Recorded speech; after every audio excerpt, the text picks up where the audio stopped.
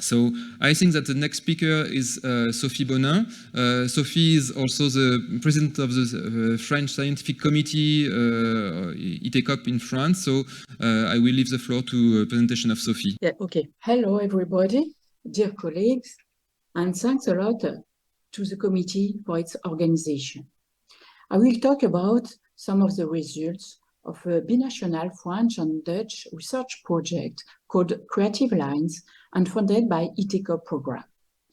The ecological and landscape issue of linear infrastructures is among the subjects that shows a crisis between our societies and its relationship with the world, with the earth, with nature. Many solutions have been sought for a long time. Many recommendations have been made, but they are still not widespread and not very effective. Today, most social sciences authors agree that those difficulties are directly linked to our incapacity to find other ways of development based on an alliance between humans and non-humans. We need to recreate dynamic ecosystems trajectories which would include these objects that by their nature and their function are very human.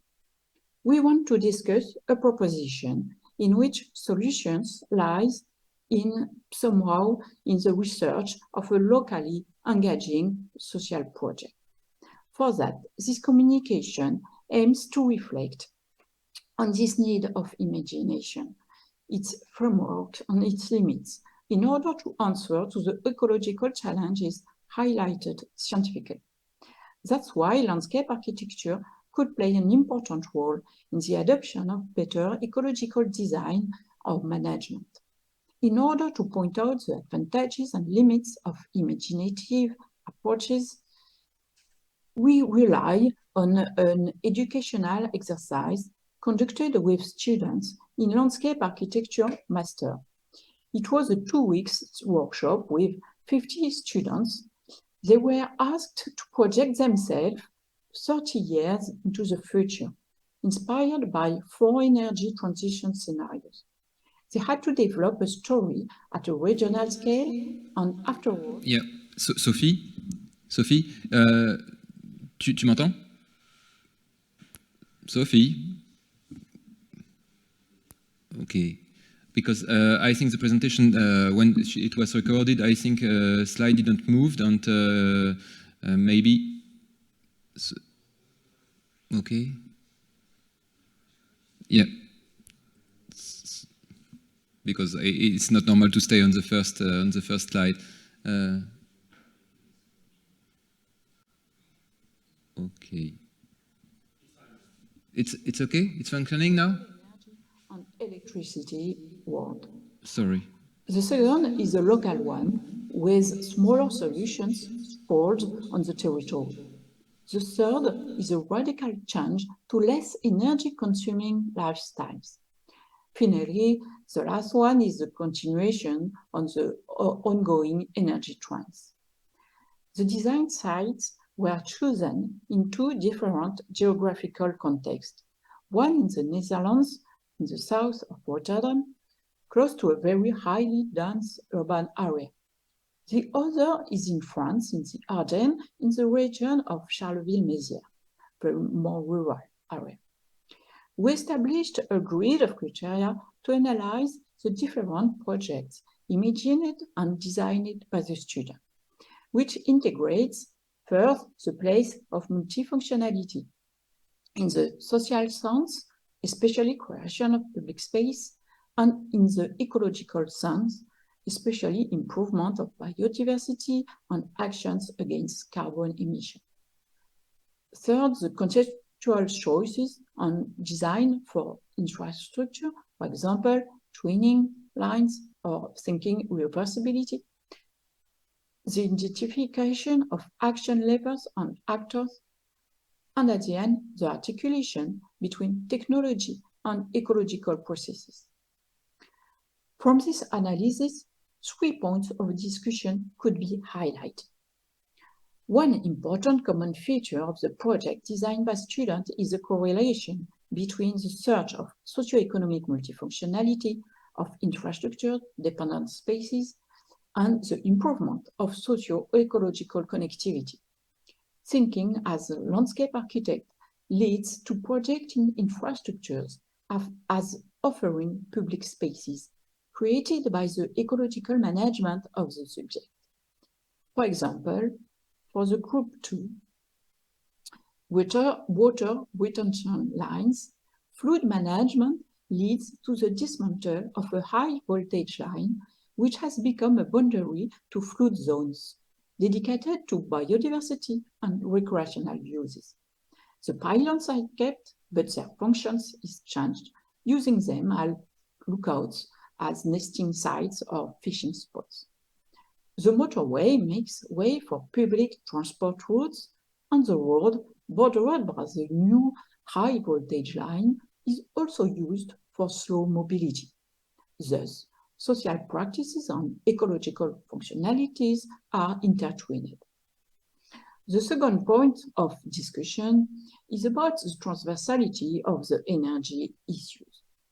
The energy issues appear to be of major importance to rethinking infrastructure.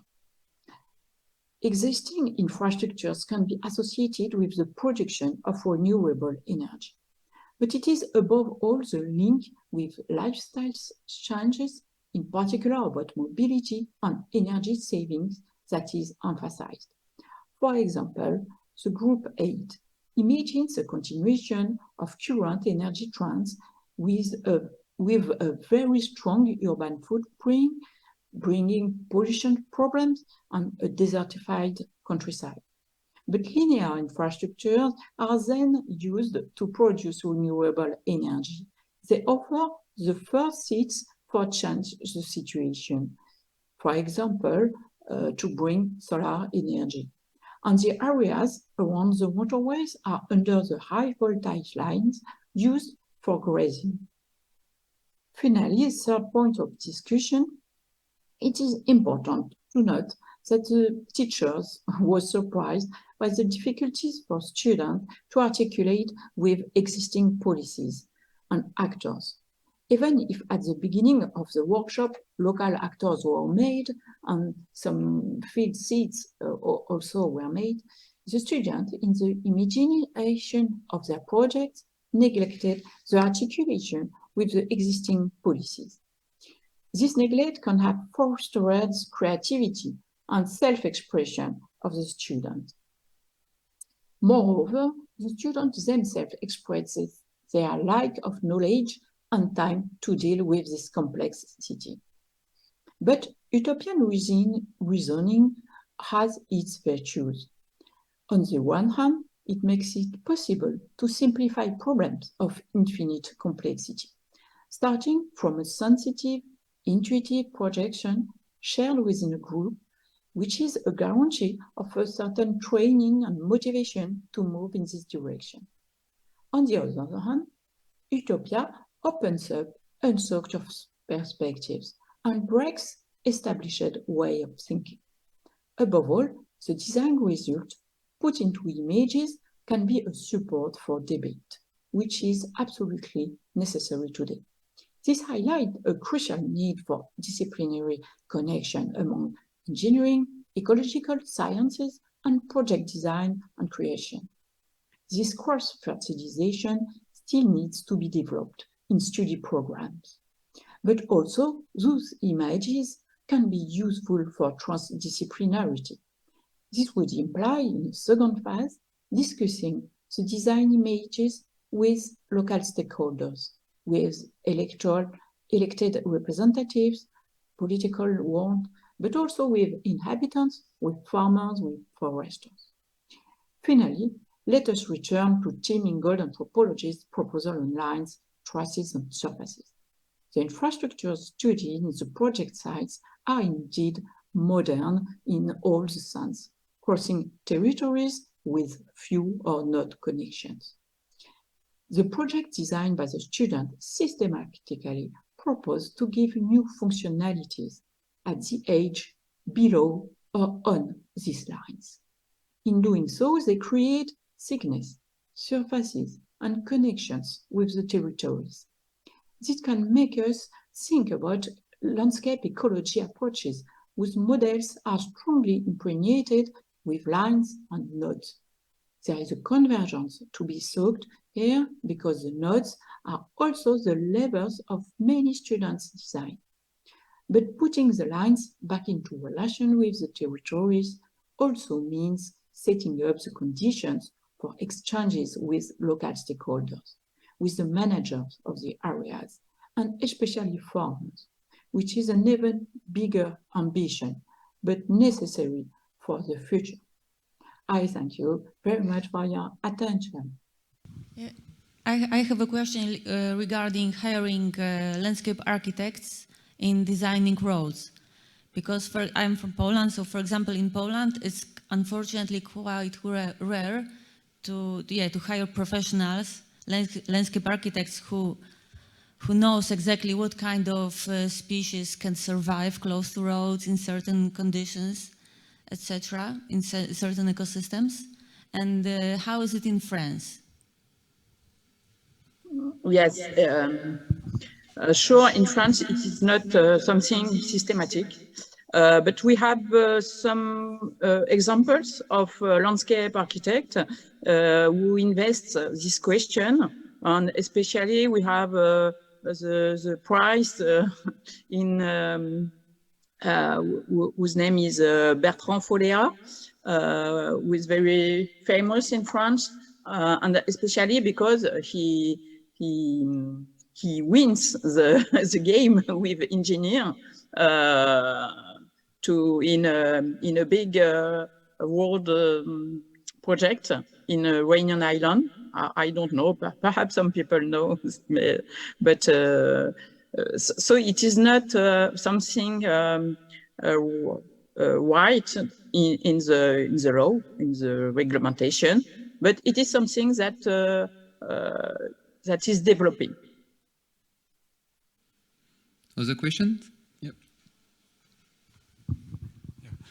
Thank you very much for the presentation. I am landscape architect, and I'm curious, which is the phase where landscape architects are involved into the planning project in France? Is it the beginning phase or in the middle? Or so is it possible to modify, for example, the layout of the road at the very beginning phase, because that would be the greatest benefit for the landscape, I think. Yes. In the case I cite you with Bertrand Folléa, the interest of the intervention of landscape architect is at the beginning, and surely, because not at the end. At the end, it is too late. The landscape architect can also put some vegetation and flowers on screen, the famous green screen around infrastructure. So it is not the good idea for the links that I promote here with you, but sometimes it is possible, and we inquire in the project research about the difference between France and Netherlands, and surely in Netherlands it is much more developed than in France. But Netherlands is a very good place for landscape architects and for our students also to see very better practices. Okay. Christy, I think that time is over. Sophie, you want to have a last word? Perhaps I need to say that I present you only a small part of a larger project, which is concerned with the way in which efforts are made to take account of the landscape in infrastructures and to integrate them better into the territory with landscape architects. So we mainly investigated local stakeholders to understand how they use the infrastructure as an opportunity and how they could capture part of the enormous resources invested in the infrastructure. And as you tell just before, Yannick, it is really not easy, and we need to work also with politics level. It's true. Thank you.